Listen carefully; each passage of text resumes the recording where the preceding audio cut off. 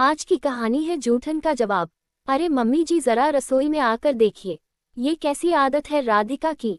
विवेक के झूठे बर्तन वैसे ही सिंक में छोड़कर अपने कमरे में जाकर सो गई। क्या यही संस्कार लेकर आए हैं? अगर किसी दिन पति देर से आए या तबीयत खराब हो जाए तो क्या ऐसे ही दूसरे लोगों के भरोसे सब छोड़ दिया जाएगा? सुबह सुबह बड़ी बहू शालिनी ने ऊंची आवाज में कहा ताकि राधिका तक उसकी बात साफ साफ पहुंच जाए।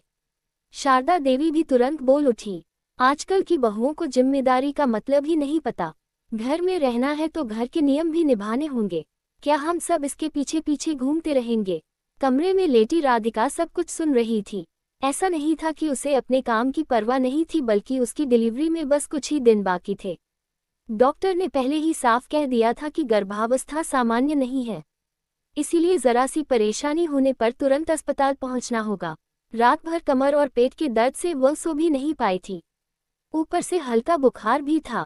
उसके पति विवेक अपनी छोटी बहन प्रीति को लेने मायके गई हुई थी।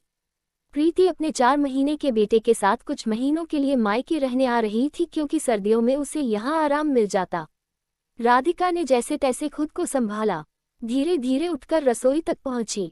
विवेक के झूठे बर्तन धोकर अपनी जगह रख दिए और फिर दर्द से कराती हुई वापस कमरे में चली गई। लेकिन शालिनी का ताना वही खत्म नहीं हुआ।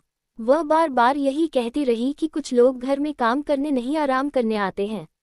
अगले दिन विवेक लौटे तो राधिका की हालत देखकर घबरा गई। उसी शाम उसे अस्पताल ले जाना पड़ा, जहां डॉक्टरों ने तुरंत भर्ती कर लिया। ऑपरेशन के बाद उसने एक स्वस्थ बेटे को जन्म दिया।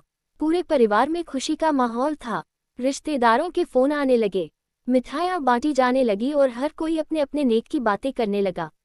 लगभग 1 सप्ताह बाद जब राधिका घर लौटी तो उसने देखा कि उसके लिए स्टोव वाले कमरे में अलग बिस्तर लगाया गया है। कमरे के कोने में 2 स्टील की थालियां, 1 गिलास, 1 कटोरी और 1 प्लास्टिक की बाल्टी रखी थी। शारदा देवी ने सख्त लहजे में कहा, जब तक 1.25 महीना पूरा नहीं होता तुम्हारे खाने पीने के बर्तन अलग रहेंगे। इन्हें खुद धोना और अपने व बच्चे के कपड़े भी अलग साफ करना। घर के बाकी लोगों के सामान में हाथ मत लगाना। राधिका ने कुछ नहीं कहा। उसके मन में एक ट्विस्ट जरूर उठी कि काश उसके मायके में भी अच्छा अस्पताल होता तो वह वहीं चली जाती। लेकिन उसने परिस्थिति से समझौता करना ही ठीक समझा। शरीर अभी पूरी तरह संभला भी नहीं था, फिर भी वह हर निर्देश का पालन करती रही। दिन बीतते गए, बेटे का नामकरण संस्कार भी हो गया। धीरे धीरे उसने फिर से रसोई का काम संभाल लिया। घर में नौकरानी रखने की बात कोई सोचता भी नहीं था, क्योंकि शारदा देवी का मानना था कि बाहर वालों के हाथ का काम घर को अशुद्ध कर देता है। उधर शालिनी बड़ी बहू होने का पूरा अधिकार जताती रहती, खुद तो छोटे मोटे कामों से भी बचने की कोशिश करती, लेकिन राधिका की छोटी सी गलती भी उसके लिए चर्चा का विषय बन जाती। राधिका हर किसी का सम्मान करती, समय पर सबका खाना बनाती, बर्तन साफ करती, कपड़े धोती और घर के बुजुर्गों का ध्यान रखती। फिर भी उसे कभी प्रशंसा के 2 शब्द नहीं मिलते। कुछ दिनों बाद अचानक उसका बेटा आरव तेज सर्दी और खांसी से बीमार पड़ गया। शाम तक उसकी सांसें तेज चलने लगी तो राधिका और विवेक उसे लेकर अस्पताल पहुंचे। डॉक्टर ने बच्चे को नेबुलाइजर लगाया और कई दवाएं लिखी। इलाज में काफी समय लग गया। जब वे रात लगभग 10 बजे घर लौटे तो राधिका ने सोचा कि जल्दी से पानी गर्म कर ले ताकि बच्चे को भाप दे सके। जैसे ही वह रसोई में पहुंची उसने देखा कि पूरा दिन के झूठे बर्तन वैसे ही पड़े हैं। बैठक में शारदा देवी, शालिनी और प्रीति आराम से टीवी देख रही थी, हंसी मजाक में लगी हुई थी। तभी राधिका को एहसास हुआ कि घर के सारे काम केवल उसी की जिम्मेदारी मान ली गई है। चाहे वह कितनी भी परेशान क्यों ना हो, उसके धैर्य की सीमा अब टूटने लगी थी। राधिका ने पहली बार अपने मन की बात दबाने के बजाय सीधे बैठक में जाकर शांत लेकिन दृढ़ स्वर में कहा, मम्मी जी आज तक मैंने कभी किसी काम से मना नहीं किया। आपकी हर बात मानी, हर जिम्मेदारी निभाए और हमेशा यही कोशिश की कि इस घर का सम्मान बना रहे। लेकिन क्या मेरी तकलीफ कभी किसी को दिखाई नहीं देती? जब मैं सबके झूठे बर्तन धोती हूँ तो मुझे संस्कारी और अच्छी बहू कहा जाता है, लेकिन अगर किसी दिन बीमारी या मजबूरी में मेरे या विवेक जी के बर्तन रह जाए तो मेरे मायके के संस्कारों पर सवाल उठा दिए जाते हैं। आखिर यह कैसा न्याय है? उसकी बात सुनकर कुछ पल के लिए पूरा कमरा शांत हो गया। लेकिन शालिनी ने फिर भी व्यंग्य करते हुए कहा, इतनी सी बात पर भाषण देने की क्या जरूरत थी? घर गृहस्थी में तो ये सब चलता रहता है। राधिका ने संयम रखते हुए उत्तर दिया, अगर यह सब चलता रहता है तो फिर नियम सबके लिए एक जैसे क्यों नहीं है? मैं भी इसी घर की बहू हूँ, कोई नौकरानी नहीं। जब मैं ऑपरेशन के बाद दर्द में थी तब भी अपने बर्तन खुद धोए, बच्चे को गोद में लेकर कपड़े भी साफ किए और किसी से शिकायत नहीं की। लेकिन आज जब मेरा बच्चा अस्पताल से लौट कर आया है तब भी रसोई का सारा काम मेरा ही इंतजार कर रहा है। क्या मेरी तबीयत और मेरे बच्चे की बीमारी की कोई कीमत नहीं? इतने में विवेक भी अंदर आ गई और उसने सारी बातें सुन ली थी। वह राधिका को कमरे में ले गया और उसे शांत कराया, लेकिन पूरी रात वह सो नहीं पाया। उसे महसूस हुआ कि अब चुप रहना उसकी पत्नी के साथ अन्याय होगा। अगले दिन वह बाजार गया और लौटते समय डिस्पोजेबल प्लेट, कटोरियां, गिलास और चमचों का पूरा पैकेट लेकर आया। दोपहर के भोजन के समय उसने सबके सामने आवाज लगाई, राधिका, आज से जब तक आरव पूरी तरह ठीक नहीं हो जाता, हम दोनों इन्हीं प्लेटों में खाना खाएंगे और खाने के बाद इन्हें फेंक देंगे। किसी को हमारे बर्तन धोने की जरूरत नहीं पड़ेगी और ना ही राधिका को तकलीफ होगी। ये सुनकर सभी हैरान रह गए। अगले 2 दिन तक विवेक और राधिका सचमुच डिस्पोजेबल बर्तनों में खाना खाते रहे। ये देखकर परिवार के मुखिया गोपाल प्रसाद जी को ये बात कुछ अलग लगी। उन्होंने बेटे को बुलाकर पूछा, बेटा, घर में इतने बर्तन होते हुए भी यह नया तरीका क्यों अपनाया जा रहा है? आखिर बात क्या है? विवेक ने गहरी सांस लेते हुए कहा, पिताजी, बात बर्तनों की नहीं, सोच की है। जब मेरी पत्नी पूरे घर के बर्तन धोती है तो सबको अच्छा लगता है, लेकिन अगर किसी दिन वह दर्द या बीमारी के कारण अपना भी काम ना कर पाए तो उसे असभ्य कहा जाता है। आपने देखा था कि ऑपरेशन के बाद भी उसे अलग कमरे में रखा गया, अलग बर्तन दिए गए और उन बर्तनों को भी उसी से धुलवाया गया। तब किसी ने यह नहीं सोचा कि उसकी हालत कैसी है।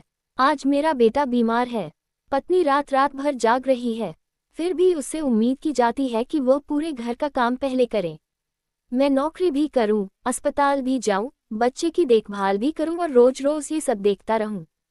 ये सब अब मुझसे नहीं होगा।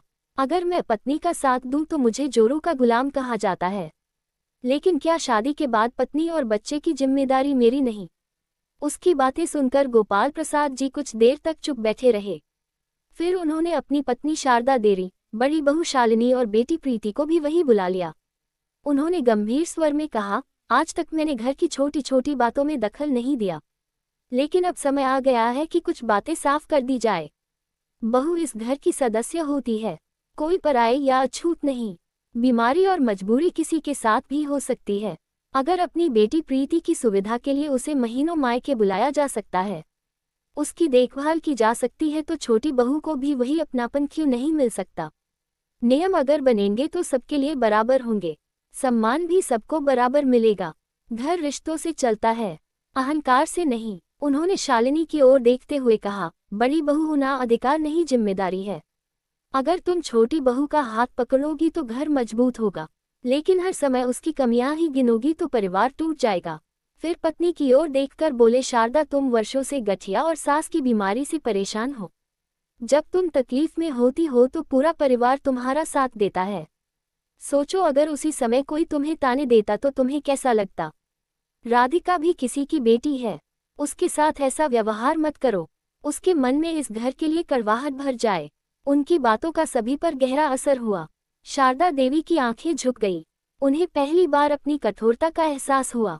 उन्होंने धीरे से राधिका के पास जाकर उसका हाथ पकड़ा और कहा, बहू, अगर मेरे व्यवहार से तुम्हारा दिल दुखा है तो मुझे माफ कर दो। मैं सच में समझ नहीं पाई कि तुम कितनी तकलीफ से आ रही थी। अब ऐसा दोबारा नहीं होगा। शालिनी भी आगे बढ़ी और बोली, मुझसे भी गलती हुई। मैं हर समय खुद को बड़ा साबित करने में लगी रही, लेकिन ये भूल गई कि परिवार साथ देने से बनता है। प्रीति ने मुस्कुराकर कहा, भाभी, अब से आरव की जिम्मेदारी में मैं भी तुम्हारा साथ दूंगी। गोपाल प्रसाद जी ने उसी दिन एक काम वाली रखने का फैसला किया ताकि घर का सारा बोझ किसी एक के कंधे पर ना रहे। अगले ही दिन सुबह का दृश्य पूरी तरह बदल चुका था।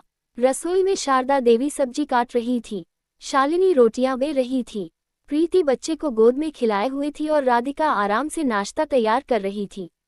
पहली बार उसे लगा कि यह घर केवल जिम्मेदारियों का नहीं, अपनापन और सहयोग का भी घर बन सकता है। विवेक ने मुस्कुराकर राधिका की ओर देखा तो उसकी आंखों में संतोष साफ दिखाई दे रहा था। उस दिन पूरे परिवार ने ये समझ लिया कि घर की खुशहाली किसी एक व्यक्ति के त्याग से नहीं, बल्कि सबके सामान, सहयोग, सम्मान और संवेदनशीलता से बनी रहती है। जब रिश्तों में बराबरी और अपनापन आ जाता है तब झूठे बर्तनों जैसी छोटी सी बात भी परिवार में कभी कड़वाहट का कारण नहीं बनती, बल्कि एक सीख बन जाती है कि इंसान की कीमत उसके काम से नहीं उसके सम्मान से होती है। दोस्तों, आपको ये कहानी कैसी लगी?